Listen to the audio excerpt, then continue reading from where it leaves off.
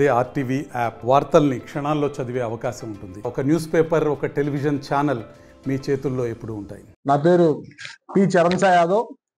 ఎన్టీఆర్ జిల్లా తెలుగుదేశం పార్టీ విద్యార్థి విభాగం టిఎన్ఎస్ఎఫ్ ప్రధాన కార్యదర్శిగా ఉన్నాను. నిన్న తాడేపల్లి వైసీపీ దొంగలముఠ కార్యాలయంలో ఫిబ్రవరి 5వ తారీఖున ఫీజు పోరు అనే కార్యక్రమ పోస్టర్ని వైసీపీ దొంగలముఠ నాయకులందరూ కూడా విడుదల చేశారు. నిన్న ఆ కార్యక్రమంలో ఒక దొంగముఠ నాయకుడు పేద మధ్యతరగతి విద్యార్థులకి విద్య ఉపాధి రాజశేఖర రెడ్డి పెట్టిన భిక్ష అని చెప్పి మాట్లాడుతూ ఉన్నారు. అంటే ఈరోజు విద్యార్థులకి మీరు పెట్టింది భిక్షగా భావిస్తూ ఉన్నారా? ఈరోజు జనాల్ని భిక్షగాలతో పోలుస్తున్నారా అని చెప్పి మేము అడుగుతా ఉన్నాం. ఈరోజు జనాన్ని భిక్షగాలతో పోల్చే మీరు ప్రజానాయకులను కూడా మేము అడుగుతా ఉన్నాం. ప్రజానాయకులుగా కొనసాగే అర్హత మీకు ఉందా అని మేము ప్రశ్నిస్తా ఉన్నాం. నాడు గత ప్రభుత్వంలో 2014 నుంచి 19 వరకు పేద మధ్యతరగతి విద్యార్థులు చదువుకున్న ప్రతి ఒక్క కాలేజీల్లో కూడా ఫీజు రియంబర్స్మెంట్ ని నేరుగా కళాశాల అకౌంట్కే పే చేసి విద్యార్థులకి ఎటువంటి భారం లేకుండా ఆనాడు చేస్తే, జగన్మోహన్ రెడ్డి ప్రచార ఆర్భాటం కోసం, కేవలం ప్రచార ఆర్భాటం కోసం ఆ యొక్క కార్యక్రమానికి జగనన్న విద్యాదీవెన అనే పేరును మార్చి కోట్లాది రూపాయలు ప్రచార ఆర్భాటం కోసం ఖర్చు పెట్టుకొని ఈరోజు విద్యార్థులు చేసిన ఏమన్నా ఉందా అంటే శూన్యం. దాదాపు 2019 నుంచి 2024 వరకు మీరు ఎంతమంది విద్యార్థులకు ఫీజు రియంబర్స్మెంట్ చెల్లించారని అడుగుతా ఉన్నాం. కేవలం 9 లక్షల మంది విద్యార్థులకు మాత్రమే ఫీజు రియంబర్స్మెంట్ మీరు చెల్లించారు. 2014 నుంచి 19 వరకు 16 లక్షల మంది విద్యార్థులకి ప్రభుత్వం ఫీజు రియంబర్స్మెంట్ చెల్లిస్తే కేవలం 9 లక్షల మంది విద్యార్థులకు మాత్రమే మీరు ఫీజు రియంబర్స్మెంట్ చెల్లించారు. అంటే మీ ప్రభుత్వంలో 7 లక్షల మంది విద్యార్థుల్ని విద్యకు దూరం చేసిన ఘనత జగన్మోహన్ రెడ్డిది. మీరు విద్యార్థుల ఫీజుల గురించి మాట్లాడుతూ ఉన్నారా? ఈరోజు జగన్మోహన్ రెడ్డిని సూటిగా ప్రశ్నిస్తా ఉన్నాం. నువ్వు ఉన్న అధికారంలో ఉన్న 5 ఏళ్లలో ఏ రోజైనా విద్యార్థుల్ని ప్రత్యక్షంగా కానీ పరోక్షంగా కానీ కలిసి మాట్లాడారా? పరదాలు దాటి ఏ రోజైనా విద్యార్థుల సమస్యలను మీరు చూశారా? ఏ రోజైనా సరే విద్యార్థుల వసతి దీవెనల గురించి కానీ విద్యార్థులకు ఏం అందుతున్నాయని కానీ మీరు ఏ రోజైనా మాట్లాడారా? కేవలం మీ తాడేపల్లి ప్యాలెస్ లో సెట్టింగ్లు, విద్యార్థులకు ఏదైనా చెప్పాలంటే మీ ఆఫీస్ కో 10 మందిని పిలుచుకొని మాట్లాడడం తప్ప ఏ రోజు కూడా విద్యార్థుల భవిష్యత్తు గురించి ఆలోచించింది లేదు. ఈ రోజు మళ్ళీ నేను మాట్లాడుతూ ఉన్నారు నాయకులు, ఫీజు రియంబర్స్మెంట్ అందరికీ ఆపేశారు, దానివల్ల విద్యార్థులు విద్యకు దూరం అవుతా ఉన్నారు. మేము ఛాలెంజ్ చేస్తా ఉన్నాం. మీ ప్రభుత్వంలో 2021లో శ్రీకాకుళం జిల్లాలో ఒక యువతి 1వ టౌన్ పోలీస్ స్టేషన్ బయట ఫీజు రియంబర్స్మెంట్ అందరూ విద్యకు దూరం అయ్యారని చెప్పి ఆత్మహత్య చేసుకున్న విషయం వాస్తవమా కాదా?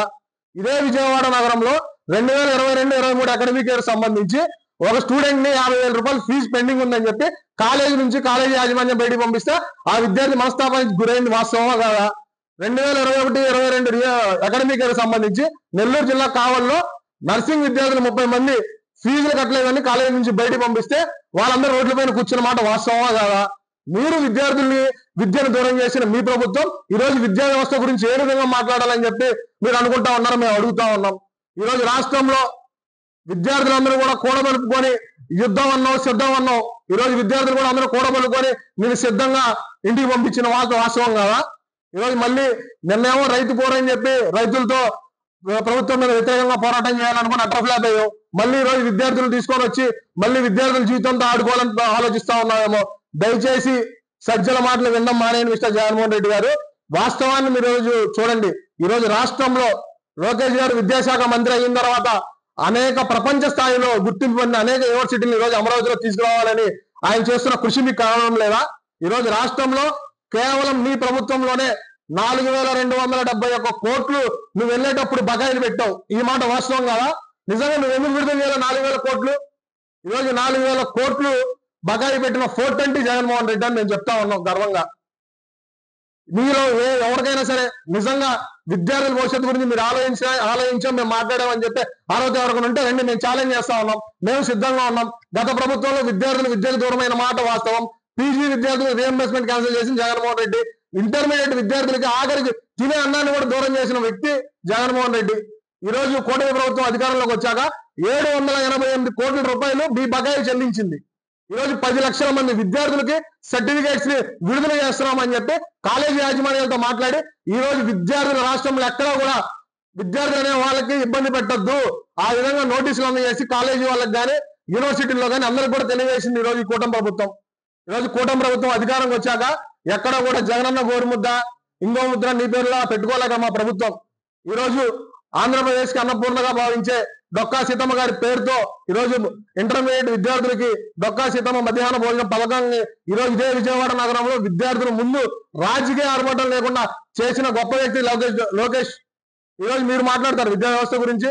మీరు 4వ తారీఖు చేసే పోరాటం అట్టర్ ఫ్లాప్.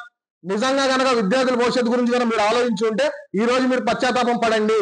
మీరు చేసిన దాని గురించి జగన్మోహన్ రెడ్డి 5 సంవత్సరాలు విద్యార్థుల ఫీజులపై వేసిన కార్డు గురించి మాట్లాడండి. అంతే తప్ప ఈరోజు విద్యార్థులు రెచ్చగొట్టాలని చెప్పి వాళ్ళ తల్లిదండ్రులు రెచ్చగొట్టాలని, వాస్తవానికి నీ ప్రభుత్వంలో తల్లిదండ్రులు ఇబ్బంది పడ్డారు. నీ ప్రభుత్వంలో విద్యార్థులు రోడ్లపైకి వచ్చారు. ఇదే విజయవాడ నగరంలో ఇదే కలెక్టర్ ఆఫీస్ ముందు భోజనాలు తీసుకొని రోడ్డుపైకి వచ్చారు, మాకు భోజనం బాగోట్లేదని చెప్పి. ఆ రోజు ఎందుకు మాట్లాడాలా మీరు? ఈరోజు కేవలం విద్యార్థులు పౌరులుగా చేసుకొని రాజకీయాలు చేయాలనుకుంటా ఉన్నారు. దీన్ని సహించిపోయేది లేదు.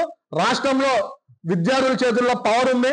ఆ విధంగా నారా లోకేష్ గారు విద్యార్థులకి ఉన్నత స్థాయిలో వాళ్ళ లక్ష్యాలు సాధించే విధంగా అన్ని ఏర్పాట్లు చేస్తా ఉన్నారని చెప్పి దయచేసి ఇలాంటి దొంగ చర్యలకి అబద్ధాల మాటలకి మానుకోండి అని చెప్పి నేను తెలియజేస్తా ఉన్నాం. మరిన్ని వీడియోస్ కోసం ఛానల్ ని సబ్స్క్రైబ్ చేయండి. లేటెస్ట్ అప్డేట్స్ కోసం వాట్సాప్ ఛానల్ ని ఫాలో అవ్వండి. ఆ లింక్ డిస్క్రిప్షన్ లో ఉంది.